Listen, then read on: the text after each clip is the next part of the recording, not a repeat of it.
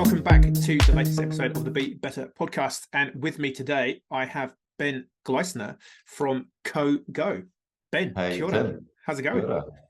So, for people living under a rock who haven't heard of CoGo or Ben Gleisner, I was thinking actually just before I came on, it's like, there's Kenny G, there's Ali G, and then there's Benny G. And Benny G is the OG G that you need to get to know if you don't know Benny G. So, yeah, who are you?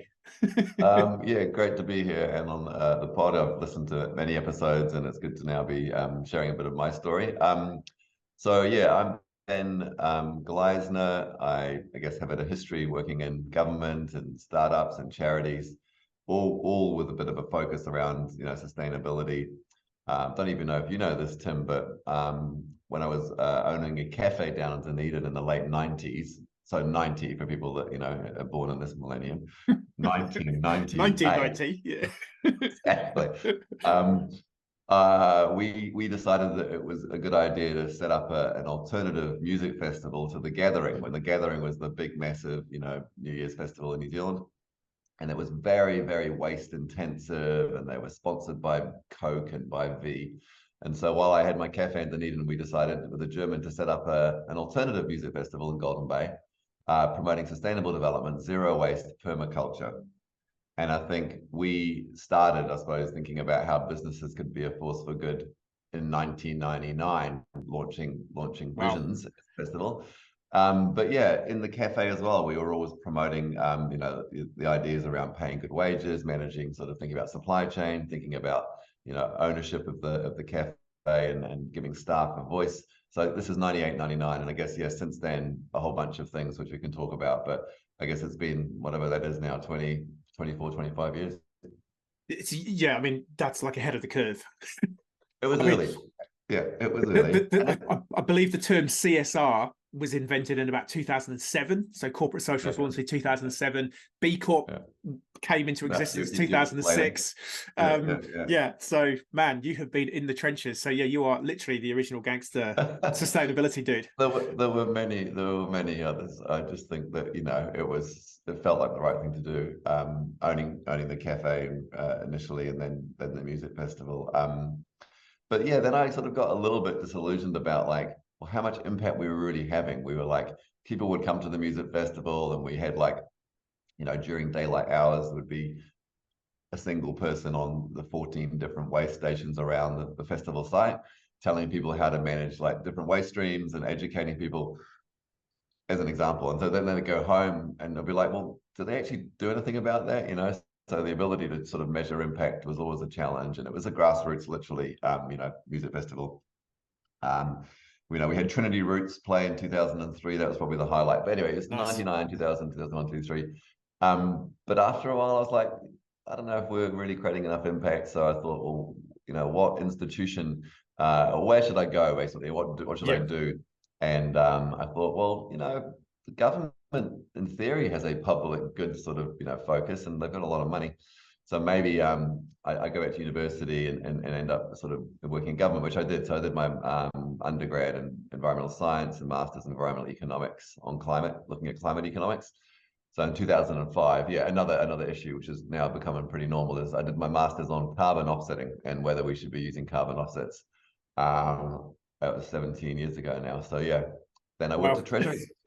I know. Exactly. So you're so ahead of it. You're so ahead of it. So what's going to happen in 10 years' time? I'll tell you. Everyone will know the carbon footprint. We'll be optimizing. Businesses will be having a massive return on investment for doing good around social, environmental, blah blah blah. But anyway, let's rewind. But so that was 2005-06, and at Treasury. So was that you studied at Dunedin? Vic Uni in Wellington here. And that was my master's. Then went to Treasury, worked on a bunch of things. Probably the two main ones were around climate change, so New Zealand's emissions trading scheme, and the UN negotiating team for New Zealand on climate. And then I spent 2 years leading the development of the Living Standards Framework, which is the government's wellbeing stuff now. So that was also relatively early. That took another bloody 8 years to really sort of start. But the wellbeing budget, we were about to have one here, obviously, has come out of that work. So that was my stint in government for years. 7 years, but it was pretty like, oh man, things don't really move that fast in here. Well, I Um, mean, the stuff that you were working on is sort of now. finally, So, yeah, well, yeah, so it's like almost like say 20 odd years later.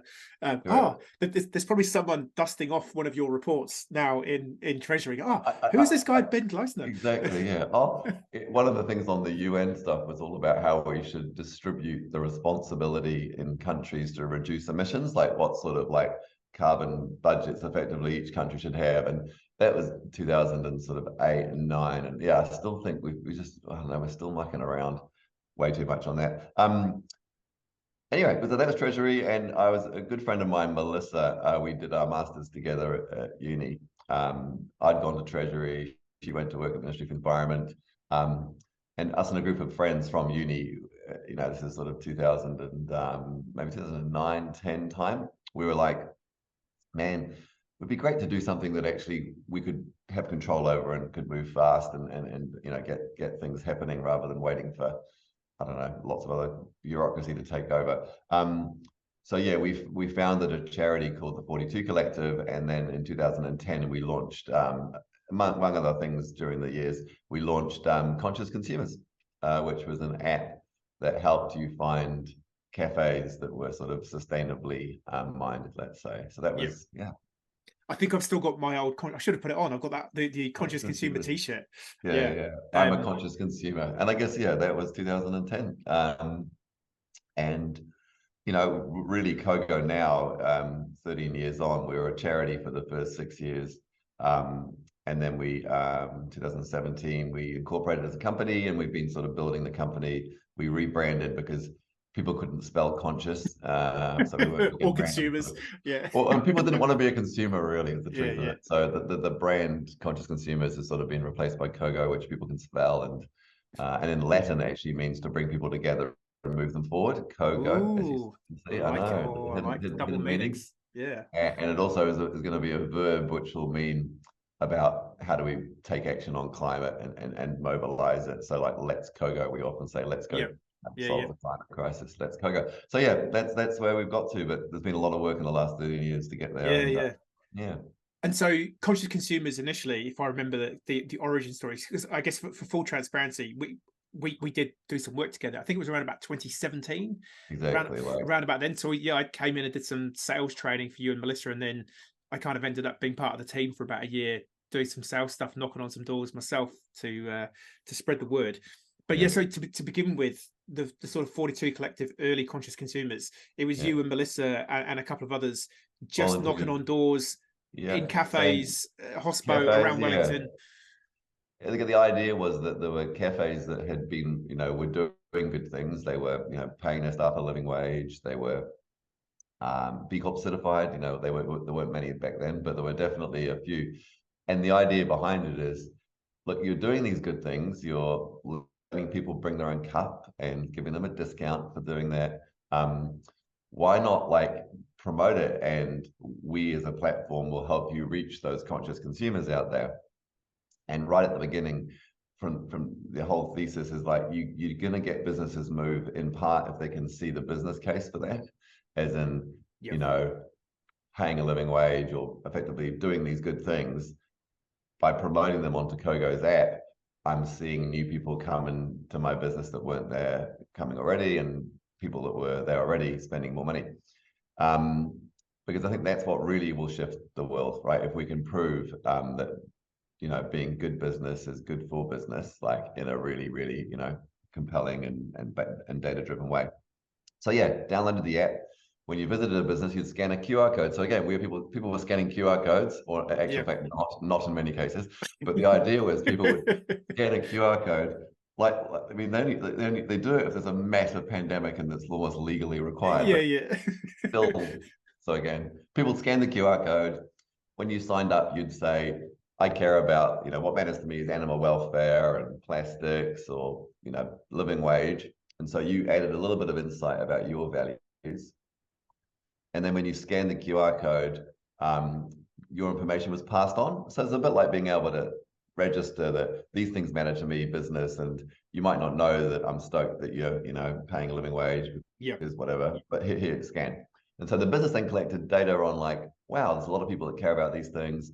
Often you'd get like a reward. So every 10th scan, you got like a little voucher for a fair trade coffee in the business. So Yep. it was a sort of, rewards, loyalty, just using the same tricks. So yeah, started, I don't know, 10 cafes on Cuba Street in Wellington, and slowly grew and expanded, and different, sectors of, restaurants and then clothing. And yeah, then we added payment data, which was a big innovation as well. Yeah, that was, I think, yeah, Just before you came. when I Just was sort before of you hanging out with you, came. that was kind of like the new thing. Yeah. And I mean, I just thought what you had in the conscious consumer app when sort of I was there was it was such a genius idea. It's like capture the data of the spend, tell the businesses, hey, did you know that there are X number of people? Well, initially it was like businesses who were on the program or signed up to be part of it. Hey, here's some data about what's going on. And I think it was like Mexicali was a great example where they went, so all of a sudden they were like, Free oh range. wow, everyone cares about free range food. We had no idea. And then they literally transitioned all their chicken to be like Yeah, free free range. range Yeah. chicken. And I I mean, just saw such a genius. It's like multiple tails wagging multiple dogs to yeah, change yeah. I behavior. mean, the Brogan Vagabond here in Wellington is a bar that people will know that live here. And they actually, yeah, were another case study where it was like they registered with CoGo, or conscious consumer, sorry. And as soon as you register as a business, you basically say, I consent to having the information. Now, we moved away from scanning QR codes to the users of the app just being able to register the 16 digits on their credit or debit card. So it's not, you can't use the information to buy anything. So it was all pretty low risk. But what it did though is it allowed us to then see when you spent money in the business. So it wasn't requiring you to QR code. So that was a definite, a game changer. Game changer for us. And that was when we incorporated the company, actually, because we were like, hold on, this transaction data is a really important thing.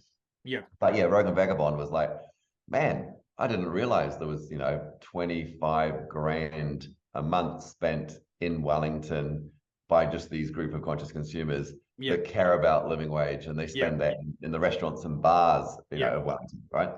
And so they were like, geez, maybe we should go living wage. Oh, that's not. And then there was also like, I don't know, 10 grand or 5 grand of people that shop with them that also cared about living wage. So they were like, geez, that's a pretty good market. And so they went to living wage. We promoted it to the customer base. And I think they found 50 new people spent money in the business that hadn't spent it before in the next month. And the existing customers spent roughly twice as much money as they had the previous. Now that's like 2017. Like it was the first example of like, now that is really the underlying sort of thesis of like, if we can show businesses doing good, this is the opportunity. Again, big opportunity. And again, same with B Corp and others sort of, great movements. It would be really good to be able to show that like shift in the demand, shift in the consumer. So yeah, that's been huge. Yeah. And the other one I thought was really cool. We probably shouldn't name a name on this one, but I do distinctly remember the brand. And they had a retail shop on Ponsonby Road, and we signed them up for a trial. And in the first month, they had zero spend. And I remember we going, oh shit, like we were kind of really hoping and then we had a brain where we go, hang on, this is genius, because actually we can show them anonymized data of the 10 other stores on Ponsonby Road who are getting a spend. So you think you are a conscious brand that people want to buy with, but you're not getting any of the dollar spend, but there's a shop 2 doors down from you that is getting money. And and that for me was like, this is genius. Like you can show the retailer like you think you're doing good, but no one believes you, or no one's buying into your marketing. I just it's interesting, and I guess we'll talk into how the app is morphed. But yeah, I thought what you had was, it was such a genius tool of connecting the consumer to or the customer to the retailer. I just whether it was just, I don't know, I kind of wonder whether you almost need to keep it going or resurrect it or sell the idea to someone else, because I think it's I think right now with company with like the vast majority of B Corps or FMCG consumer facing brands, and I think there's still something there that could be done with that platform. I mean, we moved then to the UK, so we sort of proved it out enough, and one of the challenges was always like, well, hold on a second, you've only got like 60 businesses or 200 businesses, like, is it going to get enough consumers wanting to use it? And so when we moved to the UK, we actually slightly changed the business model where instead of listing only those businesses that are sort of signed up and consented to effectively like have this data shared. So in other words, they have to actually what's called consent to their data sharing as well as the consumer. Yep. In the UK, we decided to, yes, list those ones in a premium way, like there'd be, 300 or 400, but then we got about 30,000 others from all the different accreditation associations, like Living Wage, Social Enterprise, all these things. Yep. So we listed everyone. So every single business that was doing things through these third-party certifications was listed, including things like food rescue and things like that. So we partnered with all these other, like we're an aggregator really of different sustainability. That was great, but again, you still had to get the consent from the business to be able to give them any insight, because they actually had to sign up. So we're sort of still limited in our ability, and you all only ever saw the information on the one card or the card that they sort of registered. And so that's when we decided, look, we need to sort of, and one reason I moved to the UK, the family, was open banking was coming, which was it's a regulatory sort of regime which says, hey, banks, you shouldn't own your, the data of your customers. That should be their data, and they should just choose how, they can use it and share it.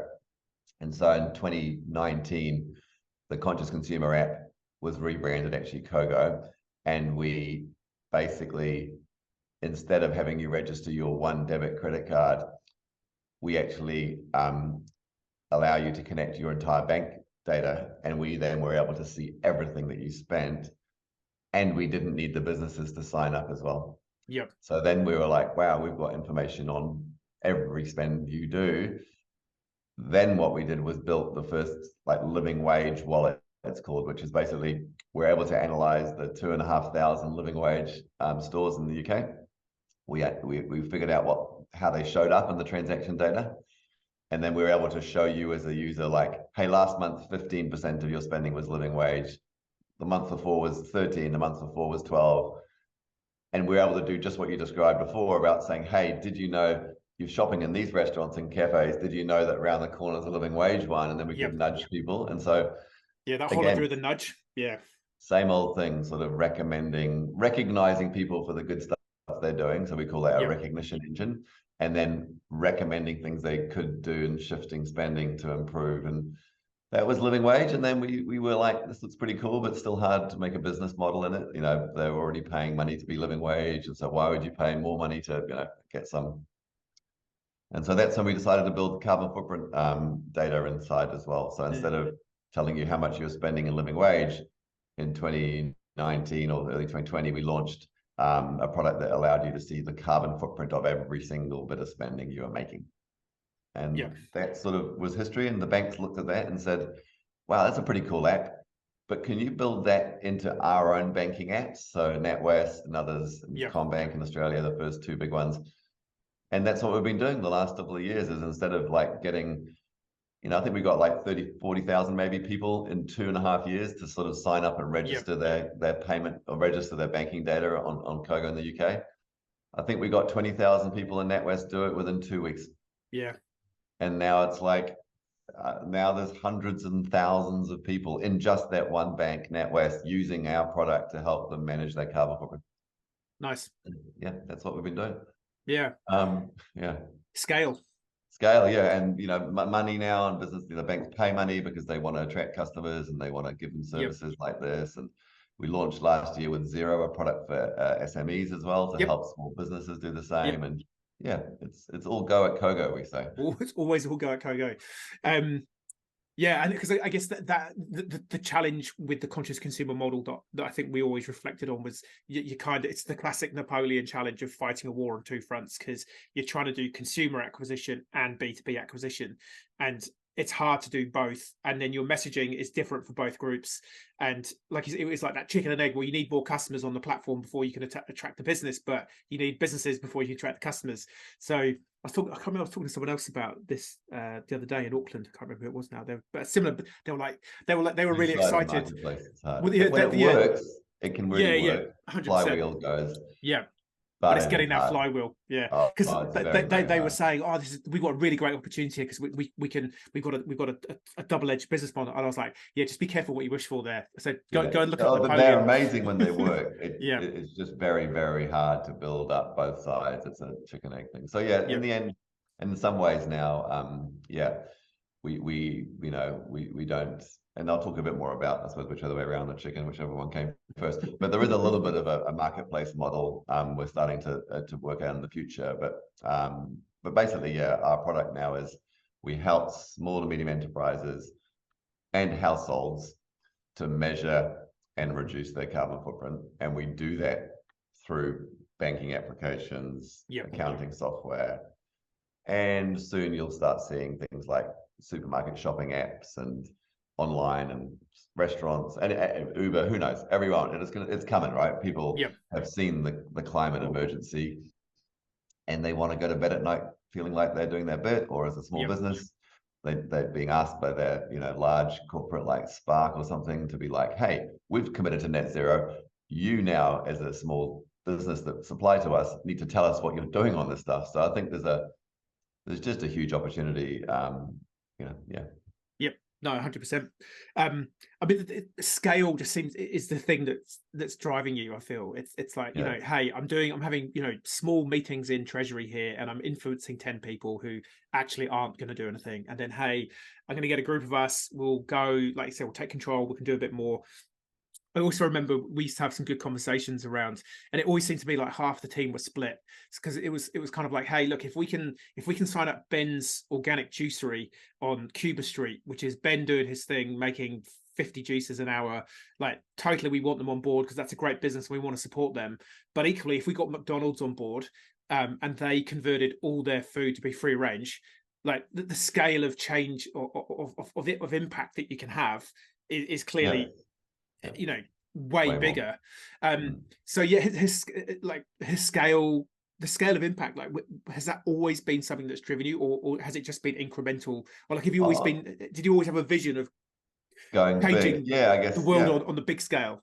Yeah, no, for sure. I mean, with the app, the idea was that, there'd be an Airbnb or a TikTok or, like, that's still a product. That's a definite possibility, as you said, that people might well decide in the future that they don't want to necessarily have this stuff through their bank and stuff. They want to do it, and maybe they'd pay a little bit, or maybe we could make money when we recommend solar panels and things like that. So there definitely still is a B2C play.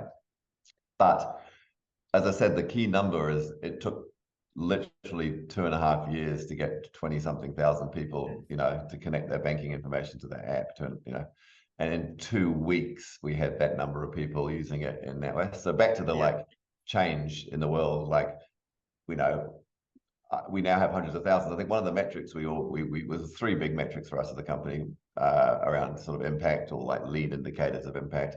Number one, we call it, and there was an impact model. You can jump on our website and check it out. Yes. Big theory of change. We've done a lot of work on this space, which is like, number one most important starting metric is how many people are one click away from using our product. So it's sitting in their banking app, it's on their like accounting system, and all they had to do is press one button and then it's done. And so we're currently sitting at around 16 million people, one click away. Yeah, so that's a good start. That's 16. Well, we've got a target of 100 million by the end of this financial year. So that's where we're on track for. Some of our bank partners like ING in the Netherlands, they've got 35 million customers, just one bank, and some of the American banks obviously pretty big. So anyway, 100 million, that's measured. We call those potential. Yep. The next metric down is what we call measured. So people who have literally clicked the button and are now starting to measure their carbon footprint, who have seen that like, aha, holy crap. That was a bit of a flight that I took 2 weeks, months ago. That's pushed my, whatever it is, the insight on their carbon footprint. And that's currently sitting just under 1 million.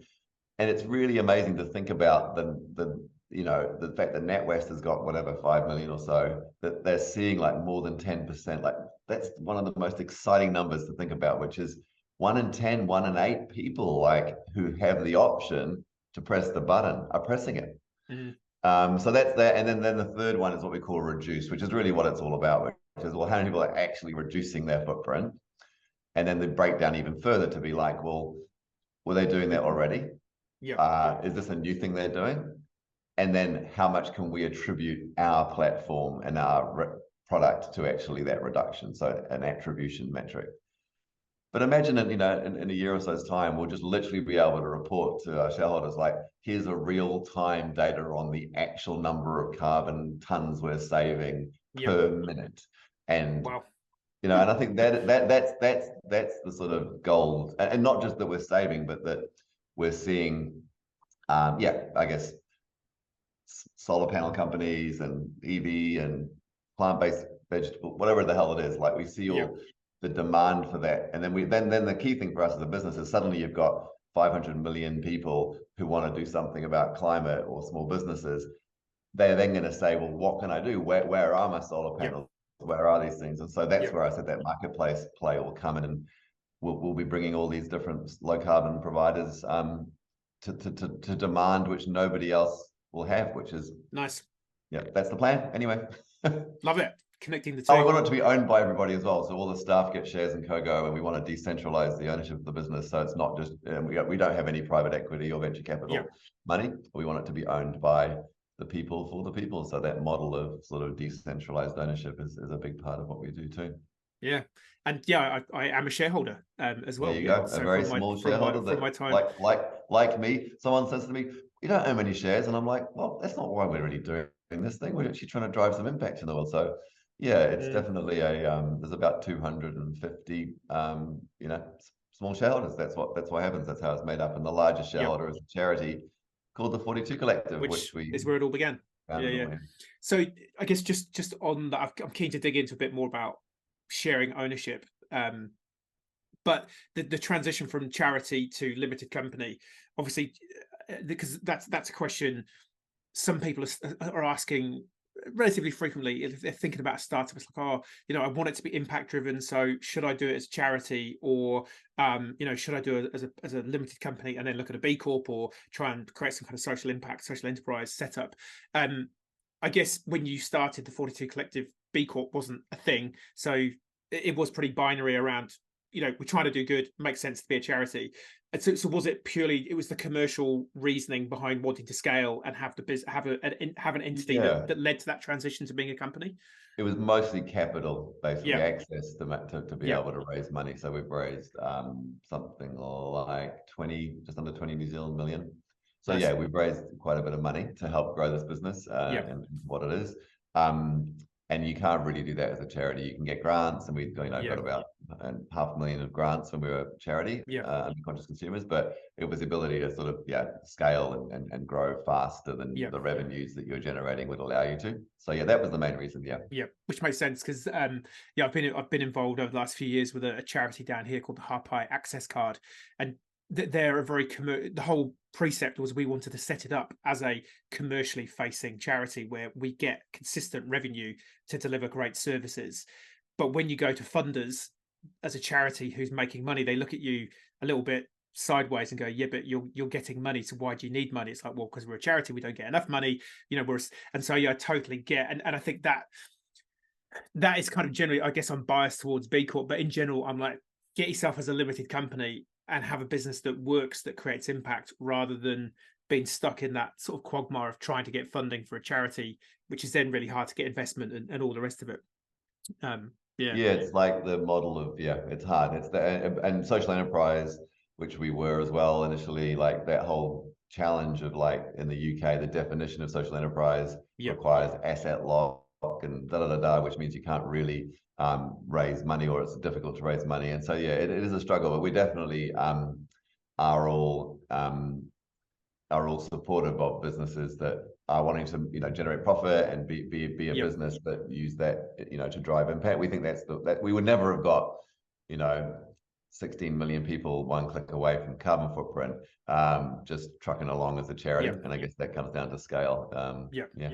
And I think having conversations with some of the large entities that you're having, if you were a charity, dare I say, the conversation probably wouldn't have even happened. Whereas if you're a business with investors, you've got some cachet behind that to be able to sort of say, look, we're actually a real deal. I think there's still that impression. And I know Kilmarnock Enterprises down here struggled with that when they're trying to talk to bigger institutions about getting some support and investment. It's like, yeah, but you're a charity, which most people just think charity, you've got bad finances and you're run by volunteers who don't really know what they're doing. Not that I'm saying that's the actual case, but I think that's the perception of the business world. As it's So, I mean, this, because what you've built, and I frequently reflect back on my time working with you, and I think when on my last Zoom session with the company, I just sort of reflected. I remember saying, Ben, you are just this incredible human, because you've got the CEO mentality of like, we're getting shit done. You're ruthlessly focused. You've adapted and changed the business as opportunities turn up, but you are grounded with this sense of purpose and wanting to make a difference. And there's not many CEOs like you around. So have you where does that come from? Like, have you always been that way? Like, were you brought up and raised to think about impact and purpose, or? I was going to say, yeah, those things, it definitely starts right back then. So yeah, we grew up in England. Dad's a doctor, mum was a social worker, now management consultant, and we grew up like literally one of the first memories was like campaigning for nuclear disarmament on Green and Common, and so like it started pretty early. Yeah, and the anti-apartheid rallies and stuff. So yeah, the first memory I remember thinking was like, yeah, there's definitely a really big, I don't know, I guess value sort of set that sits there. My dad was a Quaker. So we never had TV growing up, for example, and we got to like, travel around the world, and we lived for 1 year, traveled the world when I was 9, into India, into China, into places. So I think grew up, yeah, quite, I don't know, I suppose quite open-minded and acknowledging that, the world was not probably quite going in the direction, lots of social justice stuff, I suppose. And yeah, so that's why I was like, I think thinking about those cafes and restaurants when I first bought them, and around it being like, yeah, well, we've got to create impact. And again, I don't know, it feels definitely like, it's not that my parents now, I mean, they're, my dad's actually a big Extinction Rebellion fan, so he's 88 now, and wow, on his electric bike and cruising the streets and making havoc or causing havoc. But he is a sort of psychiatrist, and he's not. Yeah, interesting chap, let's say. But I think it was definitely a family. And then I think, yeah, I guess it just feels good to go home at night and hang out with kids and stuff, knowing that, you're doing good work for other people. That's what, makes me feel good. So, and I think the business side of it as well, I think for doing work with charities and stuff for a while, it's like, what's going to change the world, and working in government similarly. I'm like, I don't know if a charity model will, I don't know if the government will. What does change the world is like, is Uber, is Google. It'll be, AI. It's technology. Technology is what's going to drive the change. So I'm, was pretty bullish on that. Even in 2010, people were like, "Are you sure we need some more apps? Like, there's so many apps out there." I'm like, this one's a bit different. It's a bit different, and also like, it's like, no technology. Yeah, so we're big on technology, data, and yeah, in the future, we'll be able to recommend, hey Tim, you've joined up, Kiwi Bank customer, and it'll know so much about all of your spending patterns, about people like you, your area and live in, and it will just literally be able to recommend and reinforce the good stuff you're doing. It's like a massive sort of behavioral science, sort of big data driven thing that, almost like plug the AI machine and say, your goal is to get this person to reduce their footprint by 5% year on year. That's what we need to do as a species. And it will literally prompt and nudge and recommend and reinforce all stuff to you to get you to get you on that path. And that's what we need as a species, really, if we're going to not have 1 billion refugees knocking on, countries' doors saying, why the hell weren't you doing anything about this thing? Yeah. Man, yeah. So you're definitely doing it at scale. And I guess they're talking to Google. So you've like I say, you've had like you seem to be tripping over investment in the business. You've like, it seems to be like almost daily. It would be good if there was money, like, yeah, flying. It's not the easiest time at the moment, to be honest, around raising cash, because it's just capital markets where they are, and it's been obviously, it has been pretty challenging, but we've also just made sure we don't just keep on spending money for spending's sake, and we're not like, we're We're getting pretty close to profit. In many cases, that's seen as not a good thing for a tech company. You should literally be burning money, they say. So yeah, we're not burning as much money as we were, but that's good and bad. Yeah. But yeah, I think it's just also about like, yeah, being able to sort of bring the team along, and as you said about the shareholding, staff getting shares, and yeah, real transparency around the company. We didn't mention it as well, but everybody at CoGo, including you when you were there, everyone knows what everyone's paid because it's fully transparent. So every single bank account, every single balance, every single pay point, every single everything is all transparent in CoGo. So you have you build quite a lot of trust within the organization and with shareholders. And yeah, we're doing something different, right? It's not easy. There's not like there's no playbook. It's not a playbook. It's not a traditional like company where you like get your 3 private equity investors and then they control the thing and run the thing. This is like it's a bunch of people. And then you as the CEO exit as the unicorn founder with your $1 billion and everyone else. And you do. I mean, I can't remember. There was a famous startup. It was in the media maybe 2 or 3 years ago about how they just burnt all this money and they just had parties in Vegas every weekend and they were just literally like just throwing the cash in the pool. And you're not doing that, which is good. We're not doing that yet. Hopefully not yet. Next year. Yeah. No. Well, I mean, you're the festival guy. You're the festival guy. Way too high carbon footprint, man. I'm like, we're very, very conscious about. I don't know. That's probably one of the problems of the world. Spending too much money on stuff you don't really need or want, and we're not very efficient at driving well-being and happiness. Is the truth. Anyway. No, 100%. But yeah, as part of that, so you won an award which got you the placement in the Google office. So we were one of the first in Google for startups in the UK. When I moved to the UK, we got an office that they gave us for free. Nice. And that was handy in London rental prices. So we're in the Google for Startups Impact Accelerator, I think it was called, or climate. No, it was Impact. It wasn't just climate yet. The first one they did in 2019. So that was great. They gave us the space. And I mean, as I said, on the outside, it definitely looks, there's a lot of positive narrative. I'm still like, we've got to show attribution of behavior change at scale. And, and I guess in some ways that's like, if you do that, we're on the way as a species to solve climate change. I suppose it's a rather high goal, but that is what really matters. The fact that we, win an award or, raise some money, it's sort of almost like, what matters most is that we feel confident we are driving measurable and meaningful reductions. And so that's our gold star. No, totally. Any highlights of the UK time and hanging out with were Google in the same office, or was it just other people doing startups? And I weren't there. I mean, I lived in Dulwich, would bike to work about half an hour across London. That was a bit of a highlight every day. Seeing some of the sites. See some of the sites. It was all good. No, it was great. There's a lot of positive things about UK, but I was very happy to come home and happy to get my kids back into school here. And crazy stories, but they were allowed to go to the toilet when they wanted to, not when the bell went and things. And English schooling. I was schooled in England for a few years. I must have forgotten it or whatever. But you blanked it from the memory. Life. And so B Corp, it came on the radar. I vaguely remember when I was hanging out with you, and I think actually I even opened your account on the B Corp. You may well have been. We were already helping. You also started your current business probably in our business in some way, but no, we've seen B Corp around a lot. I've been connected with them in the UK and even in the States. Founders just they know about us, conscious consumers. Obviously, we would come across B Corps and that. So we were sort of an obvious choice. We're living wage, we're B Corp, we're measuring our carbon footprint. We do a lot of stuff. But it definitely felt like the right move.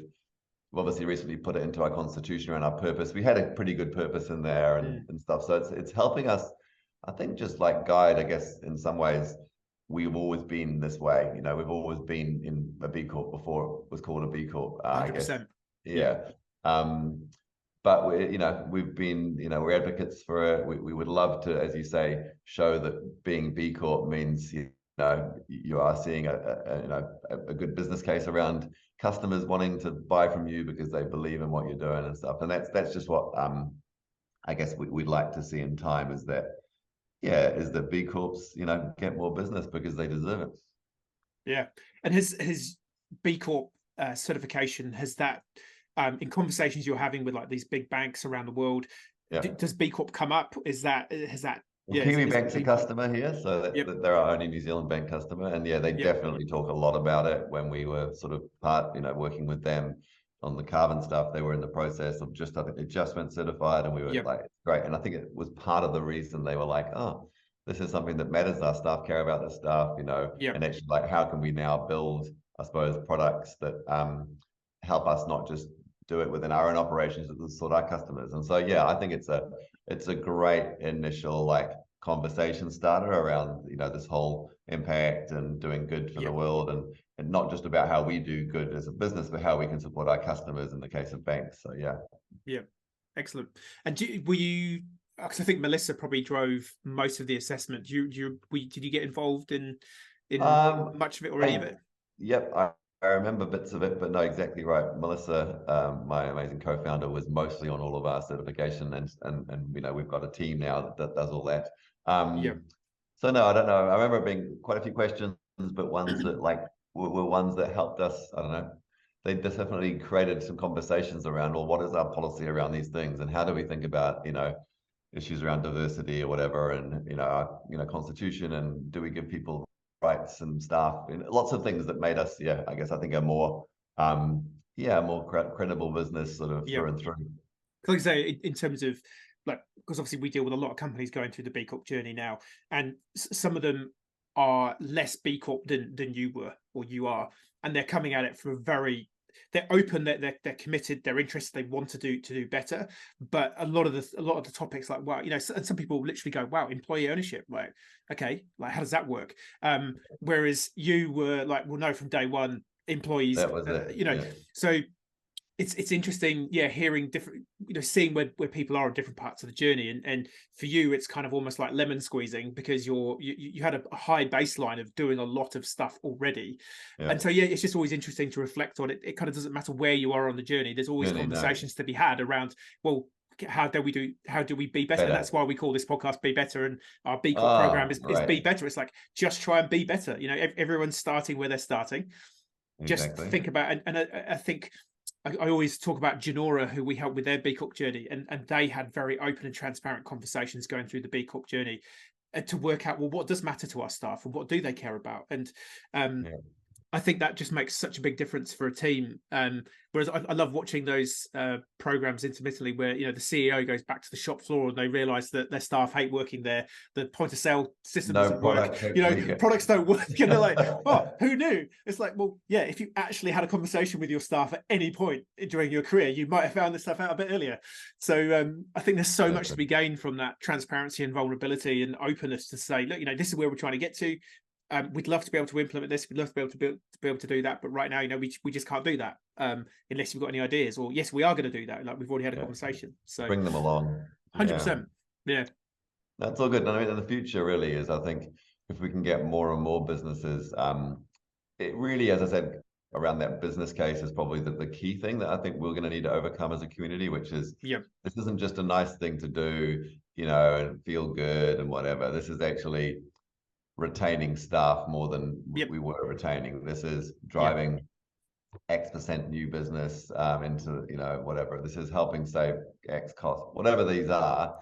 I think we, as a community of businesses that are trying to do good in the world, we need to show that construction company A, hotel B, in starting this journey, it's not just a burden and a cost and an effort. It's actually, there's a return, both for the world and for you as a business, and that's the goal, right?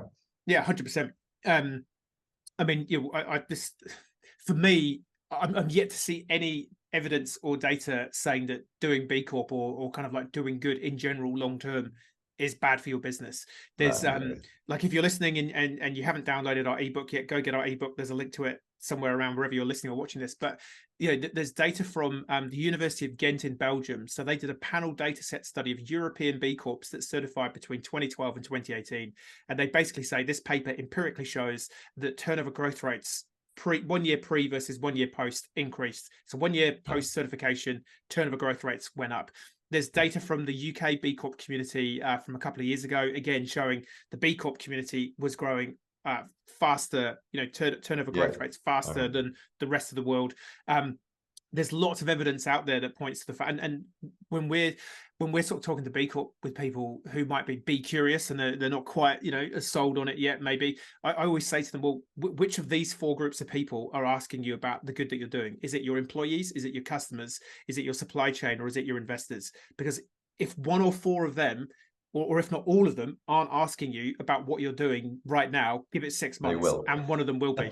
So you can either begrudgingly come to this and be the laggard, or you can, like you say, use it as an opportunity. And I mean, your team have always been super engaged, and you clearly attract, you've got a vibe that is attracting the people that you want to attract. But, the cost of B Corp certification for you to attract the right talent and keep them and bring them apart, like it's not even a cost. It's no, it's not. It's easy. It's an easy thing. I think that's where businesses operate. They're like, oh, another thing to do. And compliance and blah blah blah. Is how do we show? And I think we just need to build up, as you said, those proof points and quantitatively, as you say, show that this is something that in itself does it. But I think it's there. It's there for sure. In theory, it's just there and being able to scale it. So. Let's scale. Let's go. Let's CoGo. Let's beat CoGo. No, it doesn't work. There's gonna be something around Obi-Wan Kenobi. There's something there. We can work it out. We'll give it a couple of months. And so what does being a B Corp mean to you and the organization? Is it something that you talk about often? Does it come up often as part of the team? We definitely chat. A lot of our values that we have as a company are around the same sort of, map to some of the values that sit within B Corp. We definitely have inside our constitution, as I just said, we updated it to include it as a purpose, and our shareholders bought into that, and we're like stoked, even posting on LinkedIn to say it's great to know that our company. So I think it sort of definitely comes up, as I said, with us, it's what we do anyway in many ways. So some companies might be like, oh, we've been building, housing and doing stuff, and now we've got this B Corp, we should start talking about these things. We do it all the time. So I suppose in itself, it's like it's almost been in our blood from the beginning. And so it's great to be able to refer and reference back and see KiwiBank and other partners doing it and joining with us. And that's actually one of the most positive things is another B Corp, and we're working together. And it's almost like you trust the businesses then the sort of more of the core than just like it being seen to be like, oh, a little bit of a cool thing to do. So that's definitely been great. That's definitely feedback that we get is it's almost like the dickhead test. It's like, okay, they're a B Corp. There's going to be some shared principles or shared alignment here about how we're approaching life in the world. So it's kind of just helps that you're more than likely going to be dealing with some other nice people who get what you're trying to do. Totally. We definitely hear that. So the future of B Corp, where do you see the future of B Corp? I think, as you say, that we've got whatever point-something% of businesses currently doing it. I think it'll just become more and more normal to be like, well, this is actually about being good as a business. It's being able to prove that we're, more than just sort of trust us that we're doing good. So I think it will build in credibility. I think the more that you can see some of these large flagship new categories, like the construction, the hotels, whatever it is, not just those nice, cool, trendy FMCG products, or a few of the large banks and stuff that we see. I think it's just about breakout multi-category and then growing through. As I said, it would be really good to build that case around B Corp being something that is really good for business.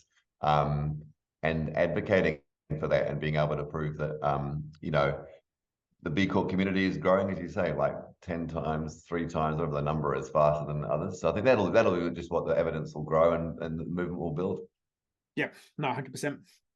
And like I said, I think there's a big movement now as bigger companies are having to do mandatory reporting on social and environmental impact. All of a sudden, if you're Tracy the plumber or Dave the supplier of toilet roll to a company, whatever it is that you're selling, if you're a smaller company, very soon those big companies are going to be talking to all their suppliers to go, hey, we kind of want to know what's going on, and what are you up to?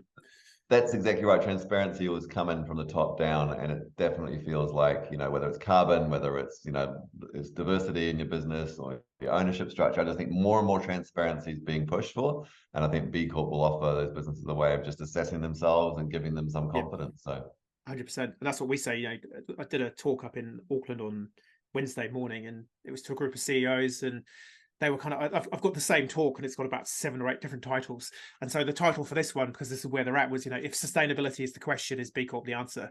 Because if you're kind of grappling to work out, well, where do we start? It's like, here's a framework. Great. Just go and have a look at it. 100%. It's like it addresses all the areas of it. You may then decide to double down on this issue because your customers care or your staff want to do it. So I'd say it's a perfect starting place to start navigating. Yes, climate's a big topic, but there are a whole bunch of other things people care about. And I think, this process is a goody one. So yeah, do it. Just do it. Be certified, man. It's no brainer. Excellent. That'll be the soundbite from the podcast. And so the future for CoGo, like you've alluded to a couple of things, but I guess the scale and rate that you think, are you going to be the first app on Mars? Have you been talking to Elon about can we be the first one? We want to be seen in 10 years when climate change is starting to bend curve down as being one of the main things that has helped sort of empower 500 million people to do their bit. And so we want to basically be seen as one of those contributors. People look in the mirror and go, oh my God, I'm solving climate, and they'll be doing it and feeling empowered about it. And it'll be, whether they know it or not, partly powered and supported through CoGo. So yeah, we'd love to be confident that we've helped bend that curve and got the climate a bit more stable. So yeah. Nice. Just a little thing to do. Yeah. Just a little thing to do. Yeah. That's the goal. From what I know of you, Ben, I have no doubt that in 10 years' time you'll be looking back going, actually, that's quite easy. And then there'll be some other possible. There will be some other massive challenge that there will be. There'll always be. There'll always be something. Yeah. Cool. No, look, it's been really good to catch up with you again, mate. It's been quite a while, but you've been busy. I've been busy. Like I say, I just, from the first day I met you, I was just like, this guy's going to do something big. You've just. At some point, at some point, mate. Well, don't please have to. You're doing a lot. I think in the sort of business for good sector, we kind of get a bit harsh on ourselves because there is always more that we think we could be doing. True. Reflect on what you have done. Go on, have a beer, a sawmill beer. Obviously, #B Corp. The more you drink sawmill, the better the world gets. I need to get Mike and Kirsty to sponsor the podcast. I'll have a chat to them about that. Keep on doing what you're doing. And go well, mate. And it's been a pleasure to catch up with you, and hopefully catch you for a beer in the near future. Well, then we say, let's go change the world. Let's CoGo. So let's do it. Let's CoGo. Cheers. Yeah. Hey, it's Tim here, that B Corp bloke from Grow Good. If you want more content on purpose, B Corp, how to do more good in the world as an individual or a business, then you know the drill. Hit the like and subscribe. Check out some of our other videos. They're probably floating around here somewhere. You know how it works. Thank you so much. See you next time.